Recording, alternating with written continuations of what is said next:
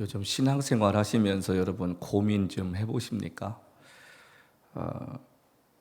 내가 지금 어떻게 살고 있고 믿음 생활을 어떻게 하고 있는지 한번 이렇게 고민을 좀 해보나요? 야, 내가 이렇게 살면 될까? 또 내가 이렇게 살고 있는 게 옳을까? 하나님 보시기에 괜찮을까? 이런 고민 하십니까? 그리고 내가 오늘 혹시 죽으면 천국 갈 수 있을까? 그런 고민 좀 해보십니까? 우리는 죽을 때까지 이 고민을 좀 해야 할 필요가 있지 않을까 생각이 들어요. 엊그저께 가까이 지내는 목사님, 교인이었던 이제 청년이 아니죠. 가장이 됐으니까 48세 된 형제가 사이클 타다가 죽었어요. 왜 죽었나 했더니 이게 저는 몰랐는데 이게 사이클이 동호회가 갈 때 앞에 있는 사람이 리드를 잘해야 뒤에 있는 사람들이 어려움을 감당하는데, 우리가 알다시피 사이클은 다른 자전거에 비해서 바퀴가 상당히 얇아요. 이게 폭이 좁습니다. 근데 앞에 가는 분이 그 깡통밴이 오는 거를 보고 쓰라는 사인을 줬어야 되는데, 이분은 자기만 살짝 피해 나가고 뒤에 있는 사람들이 못 본 거예요. 그러니까 이제 깡통밴 이게 벤차가 지나가다가 거기도 멈췄을 거 아닙니까? 사이클들이 오니까. 근데 앞 사람은 살짝 해서 피해 나갔는데 바로 그 뒤 따라오던 그 형제가 그거를 아차하고 보지 못해서 그 밴을 뒤를 이렇게 박은 거예요. 박았는데 그냥 이렇게 어깨를 부딪혔거나 그러면 뭐 탈골이 되거나 자빠졌을 텐데, 그냥 목을 갖다 들이박는 바람에 목이 꺾여서 그날 즉사를 했어요. 결혼했는데 애가 없는 가정입니다. 만약 그 사람이 그 시간에 자기가 교통사고로 죽을 걸 알았다면 그 자리에 있었겠습니까? 저도 지난주에 사고를 당했습니다마는 우리가 매일 이렇게 살아가면서 그 순간 하나님이 지켜주지 않으면 이게 어떻게 될지 모르잖아요. 잠언서 29장 말씀처럼, 27장 말씀처럼 너는 내일 일을 자랑하지 말라. 오늘 하루 중에 무슨 일이 일어날지 아무도 모른다는 그런 말 있잖아요. 우리 주위에 있는 사람들 가운데 운명을 달리한 분들 중에는 전혀 우리가 생각지 못하고 예상치 못해서 세상을 떠나시는 분들이 종종 있습니다. 그게 인생입니다. 올 때는 나이 순서대로 왔지만 하나님 앞에 돌아갈 때는 나이 순서가 아니라는 거예요. 언제 어느 때 우리가 죽을지 아무도 모르지 않습니까? 제가 40을 넘은 순간부터는 덤으로 사는 인생이라고 제가 늘 생각하며 삽니다. 저희 집안에 아버님 형제가 8남매였는데 그 중에 남자가 4형제였습니다. 근데 그 4형제들이 30대 중반을 넘기질 못했습니다. 그래서 저도 자라나면서 늘 그런 컴플렉스가 있었어요. 내가 30 중반을 넘길 수 있을까? 왜냐하면 거의 다 대부분 원치 않는 그 일로 인해서 생명을 잃어버렸기 때문에 저희 어머니도 늘 이렇게 불안해 하셨던 것 같아요.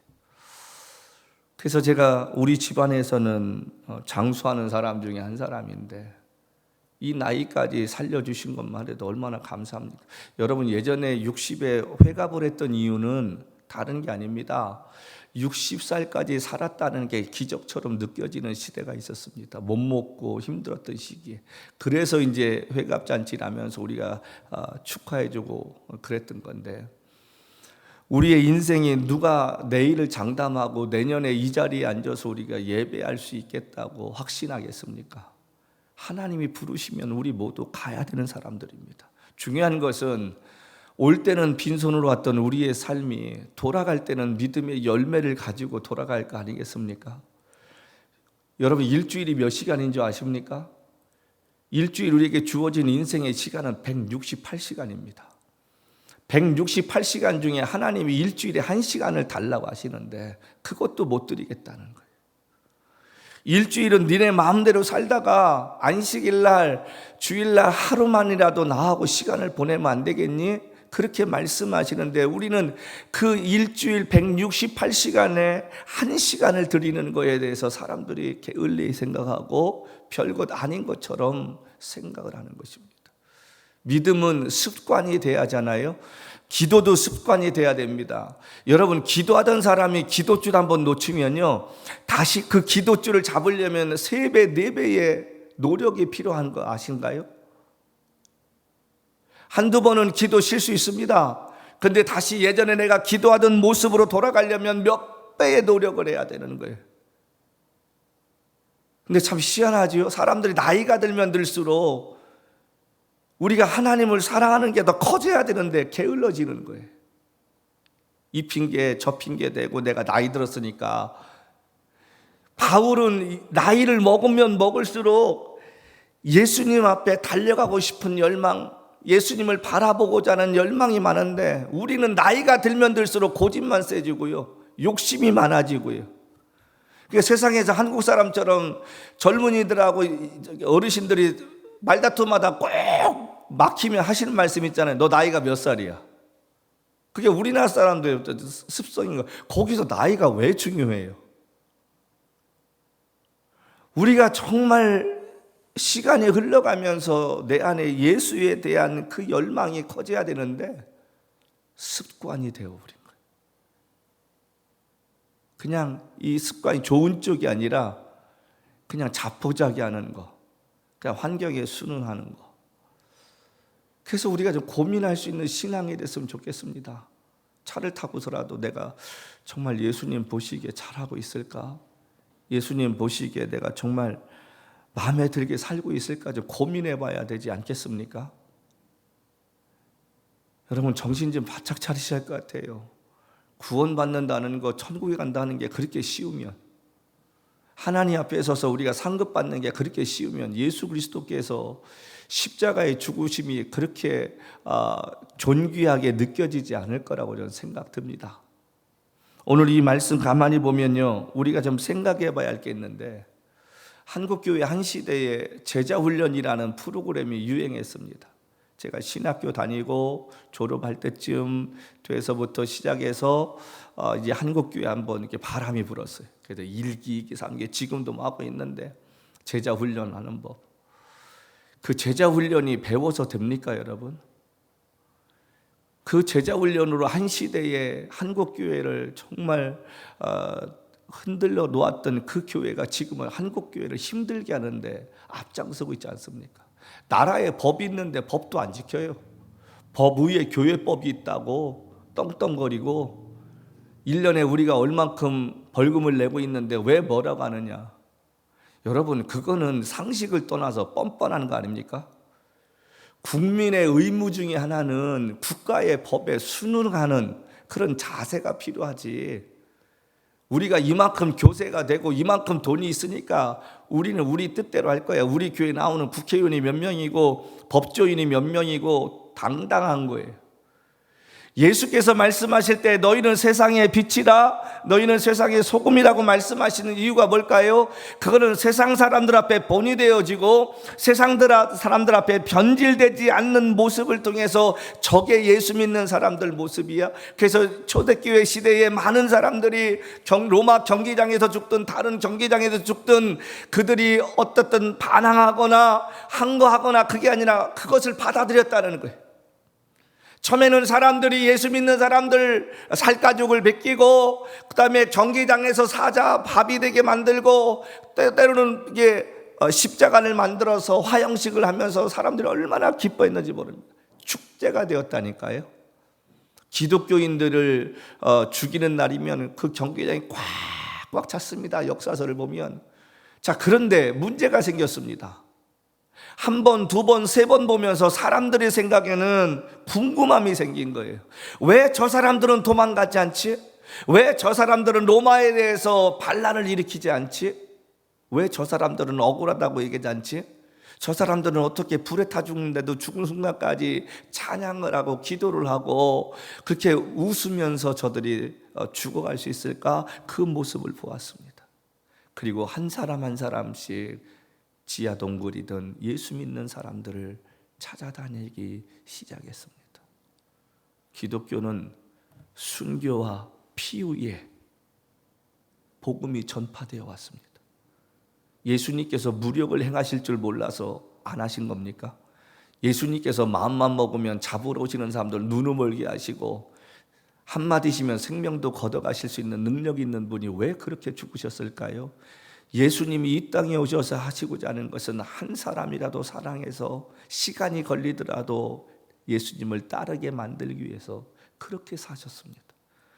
초대교회 성도들은 그런 삶을 통해서 남들이 보면 어리석어 보인다 할지라도 그렇게 죽어갈 수 있었던 이유는 이 땅에서 삶이 끝이 아니라 주님 앞에서는 또 다른 세계가 있음을 믿었기 때문에 그렇습니다. 여러분 기억하십시오. 우리의 인생의 수고가 끝나는 그날까지, 우리의 코끝에서 호흡이 멈추는 그날까지 우리들에게는 어떤 모양이든 어려움은 끊임없이 찾아올 것입니다. 여러분들이 지금 고민하고 있는 그것이 해결되면 인생 행복할 것 같고 편할 것 같지요? 절대 그렇지 않습니다. 살다 보면 또 다른 어려움이 생기고 또 다른 어려움이 생기고 또 다른 어려움이 생기는데 언제까지냐면 우리가 죽을 때까지 우리의 마음을 힘들게 하고 삶을 어렵게 하는 것은 우리를 따라다닌다는 것입니다. 그런데 아까 우리가 부른 찬양처럼요, 이 세상에 근심된 일이 많고 참 평안을 몰랐구나. 내 주 예수 나로라 부르시니 곧 평안이 시리로다. 주 예수의 구원의 은혜로다. 참 기쁘고 즐겁도다. 그 은혜를 영원히 누리겠네. 곧 평안이 시리로다. 찬송가를 지었던 사람들의 그 마음으로 여러분 돌아가 보십시오. 제가 요즘 유튜브나 주위의 집회들을 보면 걱정스러운 게 하나 있습니다. 축제만 있지 회개하고 자복하고 찔림 있는 집회가 별로 없어. 기쁘고 즐거운 거예요. 교회인지 예배당인지 몰라요. 가보면 조명 돌아가고 현란하게 돌아가고 막 음향 최고급을 해놓고. 주님이 원하시는 게 그런 걸까요? 예수님께서 좋은 옷 입을 줄 모르셔서 제자들과 거지처럼 옷을 입고 다니셨습니까? 예수님이 좋은 음식 못 잡수실 것 같아서 그렇게 하고 다니셨나요? 기독교는 그게 아니잖아요. 기독교는 정말 가난하고 힘들고 우리의 삶이 필요한 그 삶 속에서 도움이 필요한 그들에게 나누는 그 삶이지. 여러분, 우리가 언제부턴가 너무 부족함을 모르고 삽니다. 이미 부유해졌어요. 그러니까 기도하지 않아도 먹고 사는데 지장 없어요. 회사 다니면 주급 또박또박 나옵니다. 기도 안 해도 건강 지장 없어요. 요즘은 건강보험 좋아서 때리면 가가지고 건강 진료 받으면 됩니다. 그러다 보니까 눈물로 기도하고 애절한 거 없습니다. 여러분 스스로 한번 생각해 보십시오. 일주일 동안 하나님 앞에서 기도하면서 눈물 흘린 적이 몇 번 되는지, 찬양하면서 내가 하나님께 이 은혜가 감사해서 눈물 흘린 적이 몇 번 되는지 한번 생각해 보십시오. 애통하고 자복하고 통회하는 자에게 하나님이 함께 하신다고 했는데 여러분 그랬습니까? 우리가 정말 한번 냉철하게 주님 앞에서 어떻게 살아야 할 것인가? 내가 이렇게 살아도 될까? 돈 앞에 비겁해지고 누가 돈 좀 집어주면 내 자존심 내버려도 괜찮고 먹고 사는 문제 때문에 신앙 뒤로 하고 사는 법이 얼마나 됩니까? 하나님 말씀 듣다가 졸고 앉았고 하나님 말씀 듣다 보면 시간 길다고 짜증내고 어디 짧게 하는 교회 없을까? 아까 말씀드렸잖아요. 168시간 중에서 1시간을 달라 하시는데 그게 그렇게 힘들까? 우리 삶 가운데. 그러니까 예수께서 말씀하시기를 내가 올 때에 믿는 자를 보겠느냐고 하신 말씀은 정말 마음과 정성과 뜻을 다해 하나님을 사랑하지 않으면 저와 여러분도 버림받을 수 있을지도 모른다는 이런 마음 갖고 살아야 되지 않을까. 제가 요즘 고민하는 게 있습니다. 제가 따져봤더니 제가 복음을 전하는 것 때문에 지구를 쉬운 2바퀴를 돌았습니다. 지구 둘레가 4만 킬로인데 제가 160만 마일 이상 탔으니까 쉬운 2바퀴를 돌았잖아요. 제 나이에 쉬운 2바퀴 돈다는 건 어마어마하게 타는 숫자인데 요즘 고민이 그건데 그 가운데 몇 번이나 하나님이 내가 드리는 예배를 받으셨고 내가 말씀을 전할 때 그 말씀을 받으셨을까 요즘 회개하고 삽니다. 성도 여러분, 우리가 제자라는 뜻을 국어사전에 살펴보면 스승의 가르침을 받거나 받은 사람 이렇게 써 있습니다. 스승의 가르침을 받거나 받은 사람. 그런데 성경적인 의미 제자는 예수님을 흡사하게 닮아가는 사람, 예수님처럼 살려고 애쓰는 사람, 그 사람이 제자라는 거예요. 예수님은 지나가시다가 예수님의 이름을 부르는 자를 예수님 외면하지 않으셨습니다. 예수님은 가늠한 여인이라고 율법에 의하면 돌로 쳐 죽여야 되는 그 여인을 끌고 왔을 때도 예수님은 여인 편에 서서 그녀를 보호해 주셨습니다. 다른 사람은 창녀 같다고 손가락질할지라도 예수님은 그 사마리아 여인을 찾아가 주셔서 그 여인의 가슴에 하나님의 사랑이 무엇인가를 알려주셨습니다. 예수님은 당신의 옆구리를 찌르는 로마 군인까지도 주님, 하나님 저가 하는 짓을 알지 못한다고 그를 두둔해 주셨습니다. 저와 여러분의 신앙생활 그렇게 하고 있습니까? 여러분, 우리가 신앙생활하면서 왜 영적 갈증을 느끼고 뭔가를 배우고 싶고 어떤 모임에 참석하려고 합니까? 왜 그래요? 왜 성경을 더 배우려고 은혜 자리 있다고 하면 거기 못 가가지고 안 달라서 가보려고 그렇게 애쓰십니까? 그것은 지금보다 내 신앙이 좀 더 성숙해질 것이라는 생각 때문에 그렇습니다. 기독교인은 여러분 배우고 어떤 것에 대해서 우리가 은혜를 받는 것도 중요하지만 더 중요한 것은 그 내가 가지고 있는 은혜가 작든 내가 가진 지식이 작든 그것을 가지고 예수님의 사람답게 사람들에게 나누어주는 그 삶의 모습이 더 중요한 줄로 믿습니다. 근데 우리는 언제부턴가 아방궁처럼 교회를 쳐놓고 예배당 가면 제재하는 게 얼마나 많아요. 또 시간 딱 되면 줄 쳐놓고 말이죠. 큰 교회 같은 경우. 교회에서는 정말 신앙인 같은데 삶에서 보면 옆집 배려하는 것도 없고요. 옆 사람 배려하는 거 없어요. 제가 예전에 말씀드렸나요? 천안에 가보면 호두과자가 유명합니다. 근데 그 호두과자 집을 운영했던 할머니 한 분이 계세요. 초등학교도 못 나오셨어요. 까막눈이에요. 글씨도 못 읽으세요. 근데 그 할머니가 돈 벌어가지고요 교회 153개를 세웠습니다. 이분은 뭐 때문에 세우는지 그 사람들이 물으면 항상 하시는 말씀이 있었어요. 예수님께서 나를 사랑하셔서 나를 구원해 주셨는데 나처럼 예수 몰랐던 사람들이 예배당에 가서 예배 드릴 수 있는 곳이 있었으면 좋겠어요. 그래서 그분이 예배당을 153개를 세우셨어요. 지금 한국의 모든 자동차에 들어가는 한국 유리가 있어요. 최태섭 장로님은 돌아가시는 그때까지 시골의 작은 교회들이 창문을 달아야겠다 하면 무제한으로 그 유리를 공급해 주셨습니다. 왜 그랬습니까? 당신 것이 아니고 하나님 거라고 생각했기 때문에 그랬습니다. 우리는 삶으로 예수님의 그 삶을 전파하는 자가 돼야지. 그래서 오죽하면 예수님께서 율법 중에 가장 큰 것이 무엇이냐고 물으셨을 때 내 마음과 뜻과 정성을 다해 사랑하라고 하나님을 첫 번째로 말하고 이어서 예수님께서 하신 말씀 뭡니까? 내 이웃을 내 몸같이 사랑하라고 하셨을까요? 정말 우리가 내 이웃을 내 몸같이 생각합니까? 우리가 얼마나 우리 몸을 아껴요? 여자분들 나이 들어가면서 막 리프팅 한다, 뭐 한다, 뭐 쭉 하고 또 뭐 몸 꾸미시고 그 마음처럼 옆에 있는 이웃도 생각하며 챙기십니까? 우리는 너무 이율배반적으로 사는 게 많다는 거예요. 정말 내가 예수님을 사랑하고 제자가 되려고 했으면 내 몸을 내가 아끼는 것처럼 내 옆 사람도 그렇게 생각해 줘야 할 거 아니에요. 없어요. 그것을 예수님이 뭐라고 그래요? 가식이라고 얘기하고 회칠한 무덤이라고 얘기하는 거예요. 제자로서의 본질적이고 주님이 원하시는 삶이 무엇인가를 우리가 고민하며 살아야 되는데 고민하지 않습니다.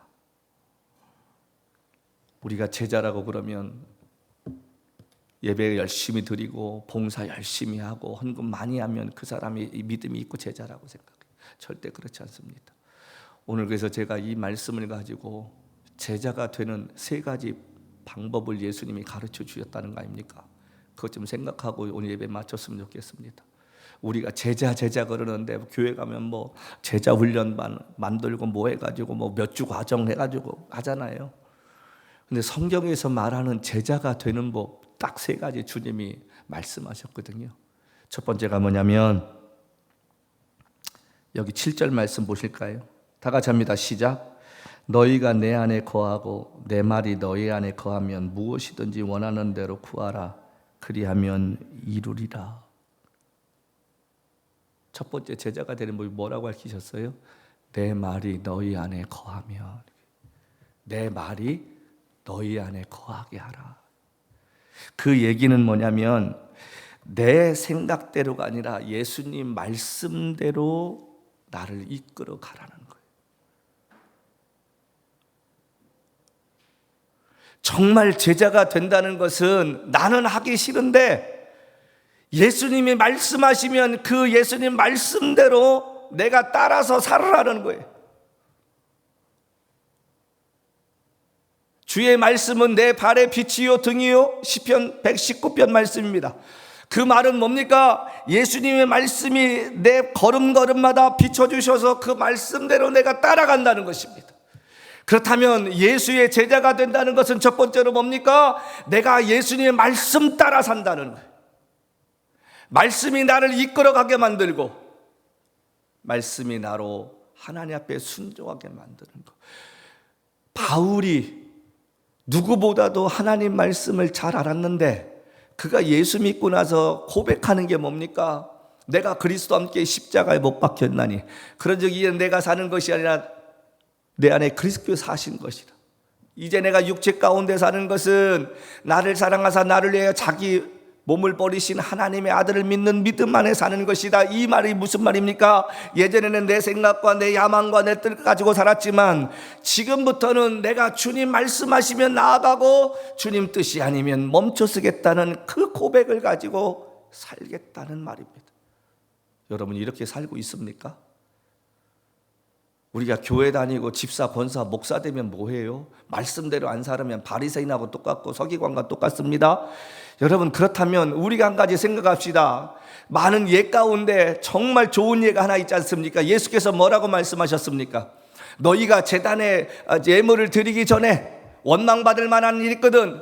너희가 가서 서로 화해하고 돌아와서 이 예물을 드리라. 자, 예배드리는 저와 여러분의 마음 가운데 불편한 사람 없습니까? 나하고 관계 속에서 지금 불편하게 사는 사람 없나요? 꼴도 보기 싫은 사람, 내가 쳐다보기도 싫고 연락하기도 싫은 사람이 있어요. 어떻게 해야 돼요? 화해하셔야 돼요. 목사님 못합니다. 그 사람이 나한테 어떻게 했는데. 그건 우리 얘기고요. 말씀이 내 안에 거하시면 내가 그것을 가지고 순종을 해야 할 거 아니에요.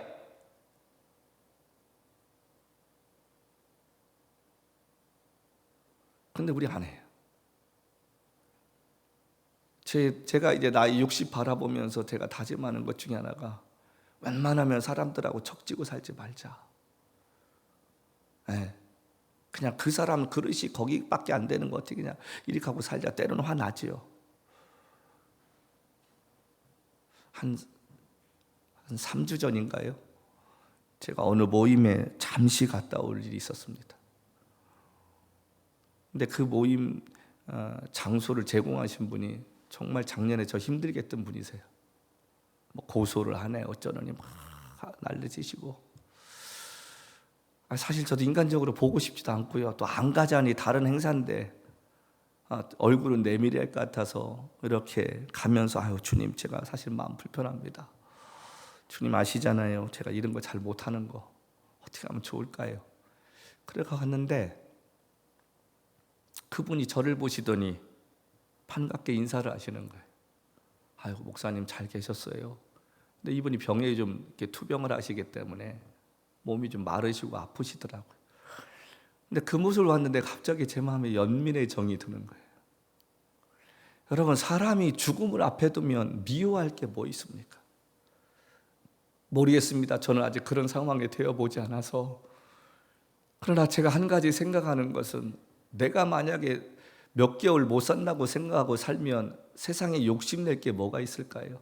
좋은 시계에, 좋은 집에, 좋은 차에 뭐 비즈니스 클래스 타고 다니는 거, 그게 부럽겠습니까? 다 의미가 없을 것 같은 거예요. 그래서 제가 그분 인사 나누고 바쁘신 시간 지나면 전화 한번 주세요. 목사님, 제가 식사 한번 대접할게요. 그리고 돌아오는데 참 마음에 평안함이 있어요. 아, 그날 가길 참 잘했다. 여러분, 우리는 나 힘들게 하면 꼴도 보기 싫어서 안 올라가잖아요. 그러면서 우리가 예수님의 제자가 된다고 하니 예수님이 얼마나 통탄하실 일입니까? 저는 오늘 예배 마치고 여러분 상대방이 받든 아니 받든 그런 사람 있으면 카톡이라도 날려서 화해했으면 좋겠어요. 제 말이 아니라 주님 말씀이십니다.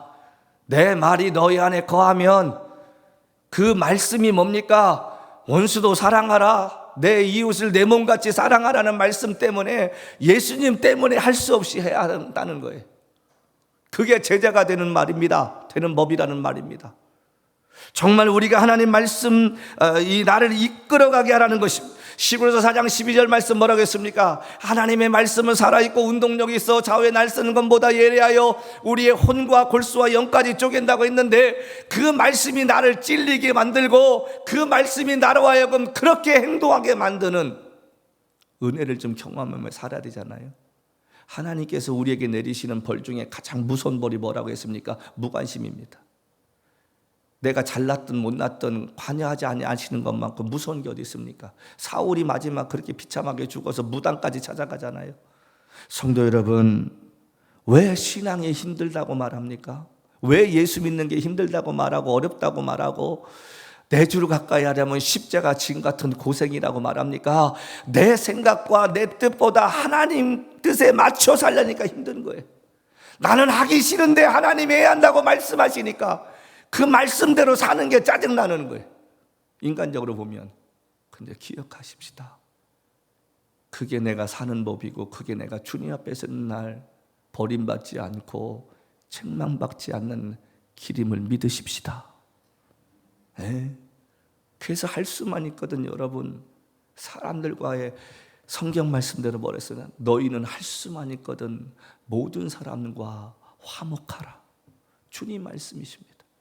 근데 우리 안 하잖아요. 얼마나 위선적입니까? 여러분, 다른 큰 은혜 구하지 마시고 이런 자그마한 것 가지고 구할 수 있는 삶이 되었으면 좋겠습니다.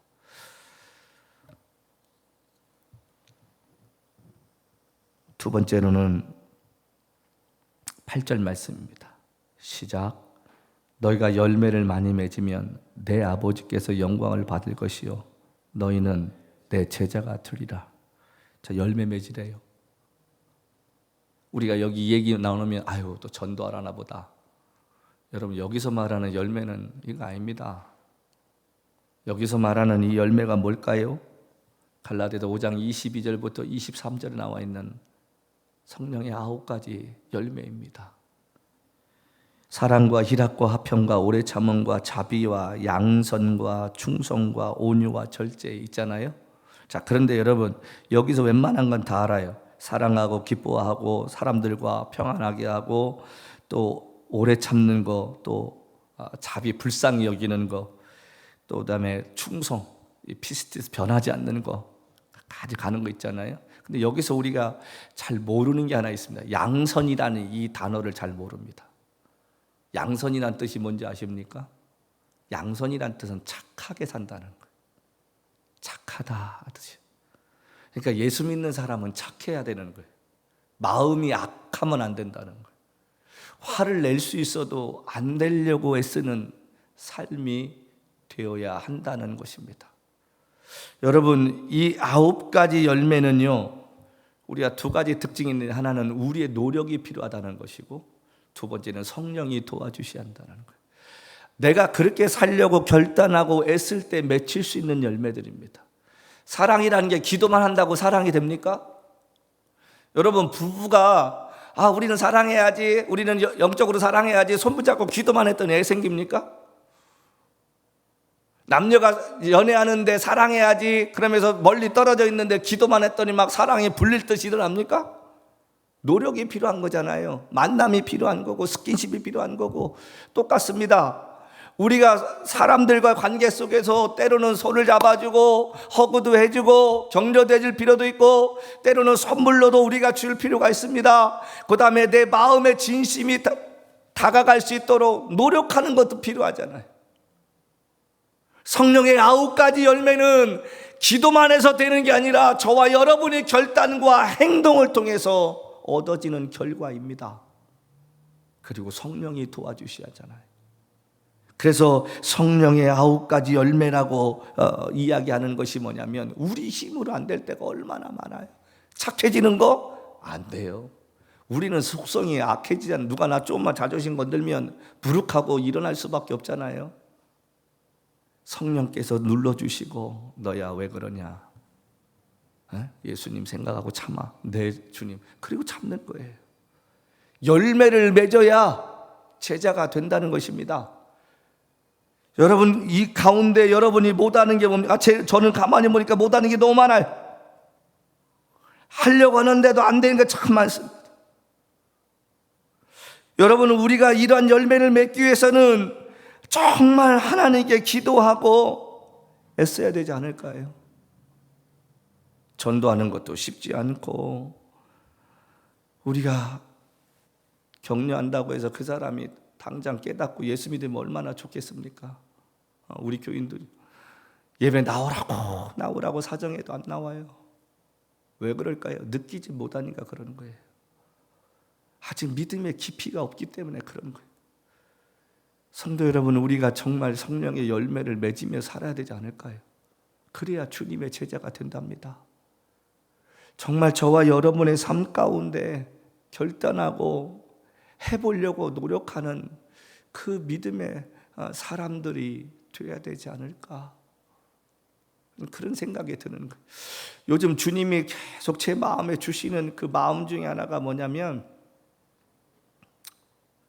야, 너 시간 있을 때 가서 좀 집회 좀 하고 어려운 데 좀 도와주라.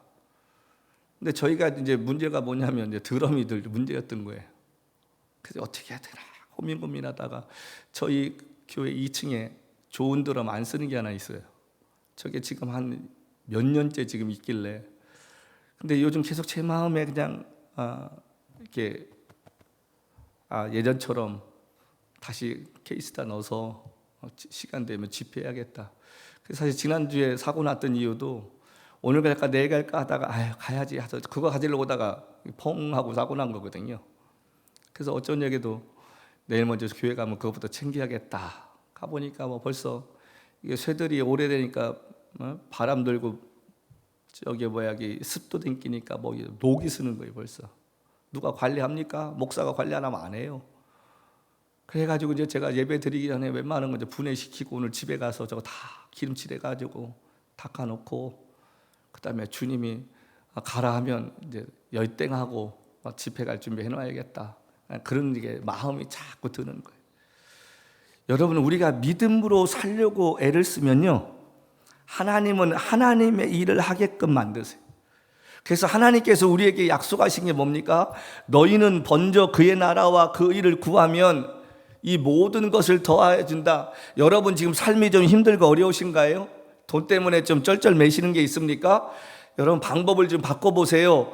여러분이 하나님을 먼저 기쁘시게 하시면 하나님은 전혀 생각지도 않은 사람을 통해서 하나님이 역사를 이루실 줄로 믿습니다. 전혀 생각지도 않은 사람을 통해 나에게 붙여주시고 그들을 통해서 하나님이 살아계심을 보여주신다니까요. 그런데 우리 어떻게 생각해요? 내가 먼저 돈을 벌면 하나님이 이래야지. 하나님은 절대 그렇지 않습니다. 먼저 그의 나라와 의를 구하면 하나님이 여러분의 인생을 책임져 주실 줄로 믿습니다. 제가 살아보니까 그래요. 제가 목회는 잘 못해도 제가 깨달은 게 하나가 뭐냐? 하나님 기쁘시게 하면 하나님이 내 인생을 책임져 주시겠다는 거예요. 아멘이십니까? 아멘이십니까? 저는 주일마다 예배드리면서 참 기쁨이 있는 게 우리 손주가 보시다시피 앞에 오잖아요. 이게 전 세계에서 이게 드문 우리 교회밖에 없을 것 같아. 제가 얼마나 은혜가 되는지 몰라요. 애가 그냥 딴짓하다가도 뒤에서 이렇게 올라와서 보면 딴짓하다가 지 할머니하고 있다가 음악 전주만 나오면 지가 뛰어나와가지고 이제 끝날 때 오늘은 또 어떻게 이 집사님 끝에 가서 또 피날레를 날리고 가네. 예, 여러분 제가 이게 한 60년 가까이 집회도 다녀보고 했지만 어느 교회 가서도 보지 못하는 모습이잖아요. 제가 얼마나 감사한지 몰라요. 야, 하나님이 어린 것 중에서도 이게 위로를 받게 하시는구나. 예. 여러분, 우리 인생 가운데 하나님이 저와 여러분의 삶을 불꽃 같은 눈동자로 지켜보시고 계시다면, 하나님께서 기뻐하신 일을 여러분과 제가 한다면 주님이 더 우리에게 필요한 거 채워주시지 않겠느냐, 그런 말입니다. 우리에게 그런 믿음이 좀 생겼으면 좋겠습니다. 마지막으로 제자가 되는 그 방법이 뭐냐가 하면 여기 12절 말씀 함께 보시겠습니다. 시작. 이 계명은 곧 내가 너희를 사랑한 것 같이 너희도 사랑하라 하는 이것이니라. 이미 예수님이 13장 말씀을 통해 말씀하시지 않습니까? 내가 너에게 새 계명을 준다. 너희가 서로 사랑하면 이로써 너희가 모든 사람이 내 제자인 줄 알리라. 예수님이 지금 말씀하시는 것, 제자가 되는 마지막 세 번째 방법이 뭐라고 말씀하시냐면 사랑할 줄 아는 사람이 내 제자가 될 것이다. 근데 여기에 왜 친구라는 단어를 썼을까? 여기 13절 말씀 보면 사람이 친구를 위하여 자기 목숨을 버리면 이보다 더 큰 사랑이 없다. 친구라는 한문은 친할 친자예요. 옛구자입니다. 오래전부터 친해온 사람들, 가깝게 지내온 사람을 이야기합니다. 여러분, 가장 가까이 있는 존재예요. 변하지 않는 존재이기 때문에 그렇습니다. 내 옆에 있는 사람, 가족이나 친구나 교인조차 사랑하지 못하는 사람이 선교지에 가서 사랑할 수 있을까요? 전 그렇지 않습니다. 우리에게는 중남미가 가깝습니다. 길어봤자 7시간입니다. 이제 여름철이 되면 교회들마다 단기 선교 떠납니다. 멕시코부터 시작해서 과테말라부터 시작하고 쭉 돌아요. 그런데 거기 가서 눈물을 흘리고 신발 못 신고 다니는 아이들 안타깝게 생각하지 말고 식당에서 일하는 자기 종업원들 귀하게 여길 줄 아는 그 사람이 정말 주님의 제자 아니겠습니까?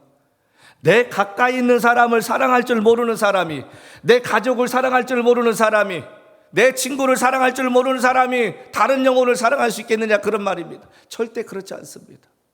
예수님께서도 말씀하셨잖아요. 성령이 너에게 임하시면 예루살렘, 가장 가까운 곳부터 시작하라는 이야기입니다. 예수께서 이 땅에 계셨을 때 그 누가 당신의 제자들을 무식하고 볼품없는 지역 출신이라고 이야기해도 주님은 그들을 끝까지 사랑하셨어요. 재밌는 것이요, 나중에 그 사람들에게 손가락 쳤던 사람들이 찾아와서 말씀을 듣고 기도를 받았다는 거 아니겠습니까? 성도 여러분, 무식했던 제자들에게 성령이 임했더니 세상을 뒤집어 놓는 능력자들이 되었습니다. 저와 여러분 볼품 없습니다. 우리 교회 볼품 없습니다. 세상에 보기에. 그러나 기억하십시다. 이곳에 성령의 역사가 임재하시고 저와 여러분의 삶에 성령의 역사가 임하시면 세상이 우리를 감당하지 못할 줄로 믿습니다. 하나님의 놀라운 기적의 역사가 일어나고 병든 자가 일어나고 사람들이 변화되는 현장이 될 줄로 믿습니다. 중요한 것은 우리를 사랑하시는 그 예수님의 마음을 품고 우리가 사는 참다운 제자들이 되어야 되지 않을까. 제자 같은 사람은 많습니다. 그러나 참된 제자는 없습니다. 형편과 환경 때문에 자존감 잃고 내 스스로를 작은 자로 여기지 마시고 나를 제자로 부르신 주님 앞에 나를 부인하고 주님 기쁘시게 하는 삶을 살려고 했으면 우리 하나님이 주시는 그 은혜로 인하여 우리가 세상 속에서 당당하게 살아갈 수 있을 줄 믿습니다. 큰 은혜를 구하지 말고 예수님의 참된 제자의 삶을 살 수 있는 결단과 용기를 달라고, 그래서 그 말씀이 육신이 되어 이 땅에 오신 예수님을 내 안에 모시고 나도 예수님처럼 말하게 하시고 예수님처럼 행동하게 하시고 예수님처럼 살아갈 수 있는 하나님의 사람이 되기를 기도하는 이 한 주간 되십시다. 그리고 주님 기쁘시게 하는 삶을 살려고 애쓰는 저와 여러분 되십시다. 그런 여러분 되시기를 주님으로 간절히 축복합니다.